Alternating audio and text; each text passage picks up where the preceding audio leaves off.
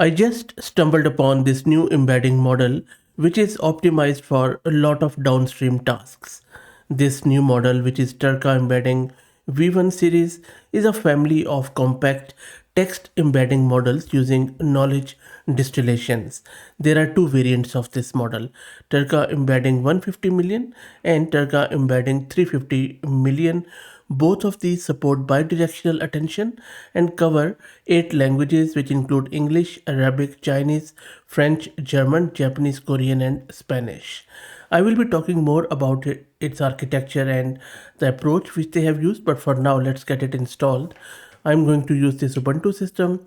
I have one GPU card, NVIDIA RTX A6000 with 48 GB of VRAM, but these are embedding models. These are very small and lightweight. You can easily use them on your fingernail, which means that any CPU should do. If you're looking to rent a VM, CPU or GPU on very affordable price, you can find the link to their website in video's description with a discount coupon code of 50% for a range of GPUs, so please do check them out. Next up, let's install all the prerequisites, which is Torch, Sentence Transformers, and Gradio. While that installs, let's talk a bit more around the model. So as I said earlier, the key innovation is an on-air dynamic sampling training method, where the teacher model identifies what the student hasn't mastered and only trains on those difficult examples. This really reduces training from, let's say, 2 billion tokens to under 1 billion while maintaining performance.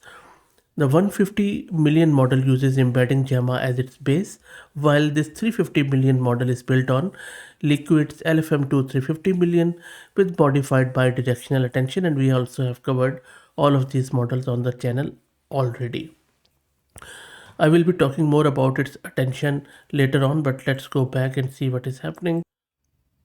Okay, so everything is installed. Next, what we need to do, we need to run this app.py script, which is a simple code which I have taken from their Hugging Face model card, which is this, and put a Gradio interface on top of it as they have done. And this is all I'm doing. I'm just getting some of the model, the 350 million one.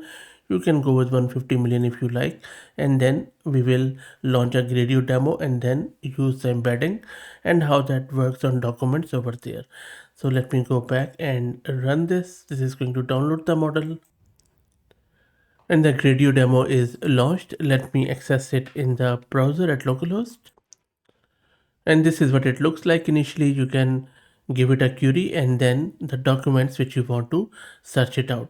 Now remember, this is an embedding model.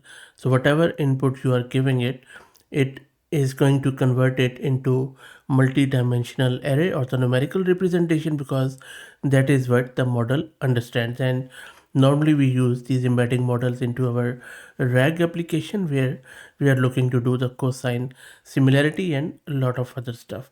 So let's first start with the first example, where we are just giving it this model 350 million. The query is which planet is known as red planet, and then this is a document. Let's run the search. Let's wait for it. And it has produced the answer. Now if you look here, what is happening here is this Tarka Embedding 350 million model is primarily performing semantic document retrieval. So you see that we have queried it like which planet is known as the red planet after selecting the model, and this is the corpus of documents which I have just randomly placed here. The model has successfully ranked that Mars, known for its reddish hue, is called the red planet, and this is the most relevant result. You can tell it from the score too, because the similarity score is 0.89, and then followed by Jupiter, because there is a red spot in this. Then we have Saturn's ring, and Venus being Earth's twin. So this is quite interesting. Now, before I show you more examples, let me show you a very quick interesting thing.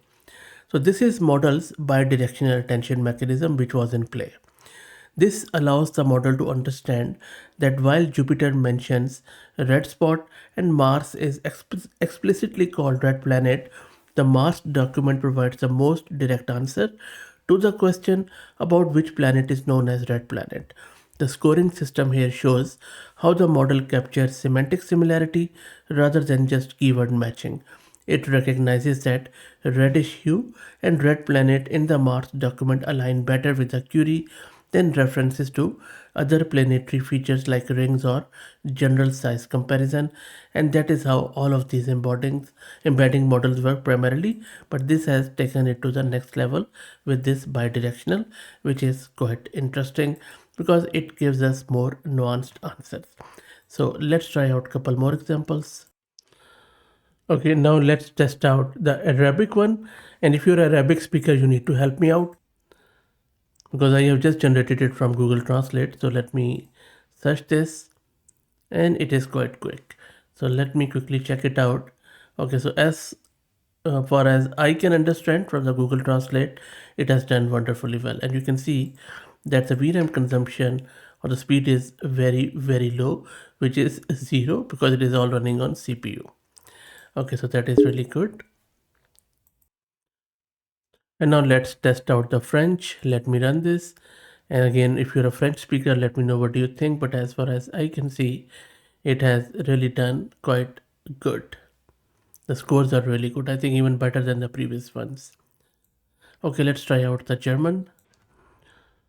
And this is a German one. And again, I think it has done quite good.